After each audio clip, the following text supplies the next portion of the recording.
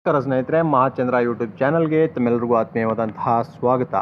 ಸ್ನೇಹಿತರೆ, ನಿರ್ದೇಶನಾಲಯದಿಂದ ಅಂದರೆ ಆರ್ಥಿಕ ಇಲಾಖೆಯ HRMS ನಿರ್ದೇಶನಾಲಯದಿಂದ ಎಲ್ಲ ಇಲಾಖೆಯ ಮುಖ್ಯಸ್ಥರಿಗೆ ಒಂದು ಮಾಹಿತಿಯನ್ನು, ಈಗ ಆದೇಶವನ್ನು ಹೊರಡಿಸಲಾಗಿದೆ. ರಾಜ್ಯ ಸರ್ಕಾರಿ ನೌಕರರಿಗೆ ಅವರ ವೇತನ ವಿಶೇಷ ಭತ್ಯೆಗಳಿಗೆ ಸಂಬಂಧಪಟ್ಟಂತೆ ಈ ಮಾಹಿತಿಯಾಗಿರುತ್ತೆ ಸ್ನೇಹಿತರೆ. ಸೊ ವಿಡಿಯೋ ಸ್ಕಿಪ್ ಮಾಡ್ದೇ ಪೂರ್ತಿಯಾಗಿ ನೋಡಿ. ಹಾಗೆ ನಮ್ಮ ಚಾನಲ್ನ ಇನ್ನೂ ಯಾರ್ಯಾರು ಸಬ್ಸ್ಕ್ರೈಬ್ ಮಾಡ್ಕೊಂಡಿಲ್ಲ ಅವರು ಈ ಕೂಡಲೇ ಸಬ್ಸ್ಕ್ರೈಬ್ ಮಾಡ್ಕೊಳ್ಳಿ ಅಂತ ಹೇಳ್ತಾ ಬನ್ನಿ ಸ್ನೇಹಿತರೆ. ಮೊದಲೇ ನೀವು ದಿನಾಂಕವನ್ನು ಗಮನಿಸ್ಬೋದು. ಆರ್ಥಿಕ ಇಲಾಖೆ ಹೊರಡಿಸಿರ್ತಕ್ಕಂಥ ಈ ಆದೇಶದಲ್ಲಿ 11/11/2024 ಹೊರಡಿಸಿರ್ತಕ್ಕಂಥದ್ದು. ಸೊ ಬನ್ನಿ ನೋಡೋಣ, ತಡ ಮಾಡೋದು ಬೇಡ. ಅಡಿ ವಿಷಯದಲ್ಲಿ ಕೊಟ್ಟಿರುವ ಹಾಗೆ, ರಾಜ್ಯ ಸರ್ಕಾರಿ ನೌಕರರಿಗೆ ತಪ್ಪಾಗಿ ಅಥವಾ ಹೆಚ್ಚುವರಿಯಾಗಿ ಅಥವಾ ಕಡಿಮೆಯಾಗಿ ಪಾವತಿಸಲಾದ ವಿವಿಧ ಭತ್ಯೆಗಳನ್ನು ಸರಿಪಡಿಸಿ ಮರುಪಾವತಿಸುವ ಕುರಿತು ಈ ಆದೇಶವನ್ನು ಹೊರಡಿಸಲಾಗಿದೆ. ಸೊ ಆದೇಶ ಸಂಖ್ಯೆಯನ್ನು ನೀವು ಗಮನಿಸಬಹುದು. ಹಾಗೆ ಹೆಚ್ಚಿನ ಮಾಹಿತಿಯನ್ನು ನೋಡೋದಾದರೆ, ಮೇಲ್ಕಂಡ ವಿಷಯಕ್ಕೆ ಸಂಬಂಧಿಸಿದಂತೆ ಉಲ್ಲೇಖ 1ರ ಆದೇಶ ಸರ್ಕಾರದ ವಿವಿಧ ಇಲಾಖೆಗಳ ವಿವಿಧ ವೃಂದ ಅಥವಾ ಹುದ್ದೆಗಳಿಗೆ ಲಭ್ಯವಿದ್ದ ವಿಶೇಷ ಭತ್ಯೆಗಳನ್ನು 1ನೇ ಜನವರಿ 2019ರಿಂದ ಜಾರಿಗೆ ಬರುವಂತೆ ಪರಿಷ್ಕರಿಸಲಾಗಿದೆ. ವಿಶೇಷ ಭತ್ಯೆ ಮಂಜೂರಾತಿ ಕುರಿತಂತೆ ಹೊರಡಿಸಲಾದ ಹಿಂದಿನ ಎಲ್ಲ ಆದೇಶಗಳು ದಿನಾಂಕ 1/1/2019ರಿಂದ ಜಾರಿಗೆ ಬರುವಂತೆ ನಿರಸನಗೊಳ್ಳುತ್ತದೆ. ಶೀಘ್ರಲಿಪಿಗಾರರು, ಹಿರಿಯ ಶೀಘ್ರಲಿಪಿಗಾರರು, ಪತ್ರಾಂಕಿತ ಆಪ್ತ ಸಹಾಯಕರು, ಬೆರಳಚ್ಚುಗಾರರು, ಹಿರಿಯ ಬೆರಳಚ್ಚುಗಾರರು ಇವರುಗಳನ್ನು ಹೊರತುಪಡಿಸಿ ಬೇರೆ ಯಾವುದೇ ಸರ್ಕಾರಿ ನೌಕರರು ಒಂದಕ್ಕಿಂತ ಹೆಚ್ಚಿನ ವಿಶೇಷ ಭತ್ಯೆಗೆ ಅರ್ಹರಾಗಿರತಕ್ಕದ್ದಲ್ಲ. ಪರಂತು ಸಚಿವರು ಅಥವಾ ಸರ್ಕಾರದ ಕಾರ್ಯದರ್ಶಿಗಳ ವೈಯಕ್ತಿಕ ಶಾಖೆಗೆ ನಿಯುಕ್ತಿಗೊಳಿಸಲಾಗಿರುವ ಶೀಘ್ರಲಿಪಿಗಾರರು, ಹಿರಿಯ ಶೀಘ್ರಲಿಪಿಗಾರರು, ಪತ್ರಾಂಕಿತ ಆಪ್ತ ಸಹಾಯಕರು, ಬೆರಳಚ್ಚುಗಾರರು ಹಾಗೂ ಹಿರಿಯ ಬೆರಳಚ್ಚುಗಾರರು ವೈಯಕ್ತಿಕ ಶಾಖೆಗೆ ಲಭ್ಯವಿರುವ ವಿಶೇಷ ಭತ್ಯೆಯ ಜೊತೆಗೆ ಅವರು ಹೊಂದಿರುವ ಹುದ್ದೆಗಳಿಗೆ ಲಭ್ಯವಿರುವ ವಿಶೇಷ ಭತ್ಯೆಯನ್ನು ನೀಡಬಹುದಾಗಿದೆ. HRMSನ 2.0 ಅದರ ಅರಿಯರ್ಸ್ ಮಾಡ್ಯೂಲ್ ಡೇಟಾಬೇಸನ್ನು ನಿರ್ವಹಿಸುವ ಸಂದರ್ಭದಲ್ಲಿ ನೌಕರರು ಪಡೆಯುತ್ತಿರುವ ಭತ್ಯೆಗಳ ವಿವರಗಳನ್ನು ವಿಶ್ಲೇಷಿಸಿದಾಗ ಕೆಳಕಂಡ ಅಂಶಗಳು ಕಂಡು ಬಂದಿರುತ್ತೆ. ಸೊ ಯಾವ ಅಂಶಗಳು ಅಂತ ಇಲ್ಲಿ ಕೆಳಗಡೆ ಕೊಟ್ಟಿದ್ದಾರೆ ನೋಡಿ, ನಾನು ಒಂದೊಂದಾಗಿ ನಿಮಗೆ ತಿಳಿಸ್ಕೊಡ್ತಾ ಹೋಗ್ತೇನೆ. ವಿವಿಧ ವೃಂದ ಅಥವಾ ಹುದ್ದೆಗಳಿಗೆ ಭತ್ಯೆಗಳು ಅನ್ವಯಿಸದಿದ್ದರೂ ಸಹ ಭತ್ಯೆಗಳನ್ನು ಸೆಳೆಯಲಾಗುತ್ತಿರುತ್ತದೆ. ತಪ್ಪು ವರ್ಗೀಕರಣ ಮಾಡಿ ಭತ್ಯೆಗಳನ್ನು ಸೆಳೆಯಲಾಗುತ್ತಿರುತ್ತದೆ.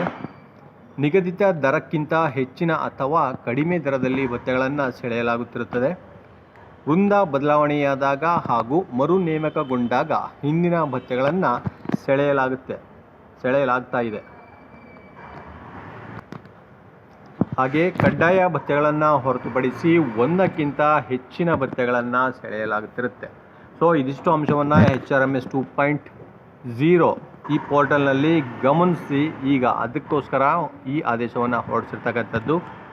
ಆದ್ದರಿಂದ ಇಲಾಖಾ ಹಂತದಲ್ಲಿ ತುರ್ತಾಗಿ ಸೆಳೆಯಲಾಗುತ್ತಿರುವ ಭತ್ಯೆಗಳನ್ನು ಪರಿಶೀಲಿಸಿ ಇಲಾಖಾವಾರು ಪ್ರತ್ಯೇಕವಾಗಿ ಯಾವುದಾದರೂ ಭತ್ಯೆಗಳ ಸಂಬಂಧ ಆದೇಶ ಹೊರಡಿಸಿದ್ದರೆ HRMS 2.0 ತಂತ್ರಾಂಶದಲ್ಲಿ ಅಳವಡಿಸಲು ಆದೇಶ ಪ್ರತಿಗಳನ್ನು ಸಲ್ಲಿಸುವುದು, ಅನ್ವಯಿಸದಿರುವ ಭತ್ಯೆಗಳನ್ನು ನಿಲ್ಲಿಸುವುದು, ಭತ್ಯೆಗಳ ವರ್ಗೀಕರಣ ಸರಿಪಡಿಸುವುದು, ಹೆಚ್ಚಿನ ದರದಲ್ಲಿ ಸೆಳೆದಿರುವ ಭತ್ಯೆಗಳನ್ನು ವೇತನದಲ್ಲಿ ಕಟಾಯಿಸಿ ಸರ್ಕಾರಕ್ಕೆ ಮರುಭರಿಸುವುದು ಇದು ಅತಿ ಅವಶ್ಯಕವಾಗಿದೆ.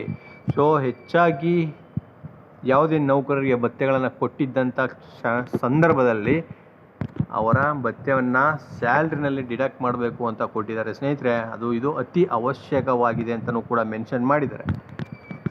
ಶೀಘ್ರದಲ್ಲೇ HRMS 2.0 ಪೇರೋಲ್ ಮಾಡ್ಯೂಲ್ನಲ್ಲಿ ಅನುಷ್ಠಾನಗೊಳಿಸಲಾಗುತ್ತಿದ್ದು, ಈ ತಿಂಗಳ ವೇತನವನ್ನು 10 ಪೈಲಟ್ ಇಲಾಖೆಗಳನ್ನು HRMS 2.0ನಲ್ಲೇ ತಯಾರಿಸಿ ಖಜಾನೆ 2ಗೆ ಸಲ್ಲಿಸಲಾಗುತ್ತಿದೆ.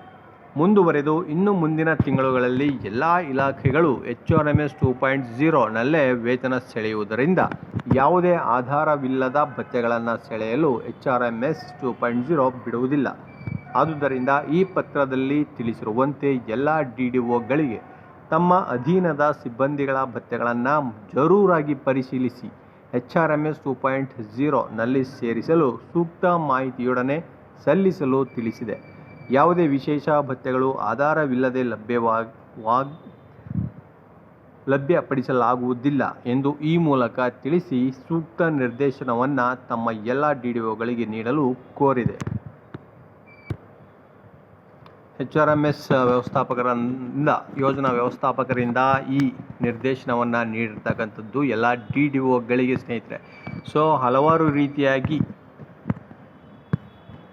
ನೋಡಿ, ನೌಕರರಿಗೆ ಹಲವಾರು ಭತ್ಯೆಗಳು ಹಂಚಿಕೆ ಆಗಿರುವ ಕಾರಣ, ಅದನ್ನು ಗಮನಿಸಿರುವ ಕಾರಣ ಈ ನಿರ್ದೇಶನವನ್ನು ನೀಡಿ ಆದೇಶವನ್ನು ಹೊರಡಿಸಲಾಗಿದೆ ಸ್ನೇಹಿತರೆ.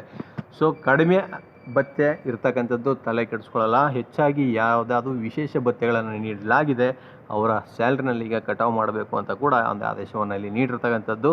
ಸೊ ಇದೇ ರೀತಿ ಮತ್ತಷ್ಟು ಸರ್ಕಾರಿ ನೌಕರರ ಮಾಹಿತಿ ಜೊತೆಗೆ ನಾನು ನಿಮ್ಮನ್ನ ಭೇಟಿ ಮಾಡ್ತೇನೆ. ನಮಸ್ಕಾರ.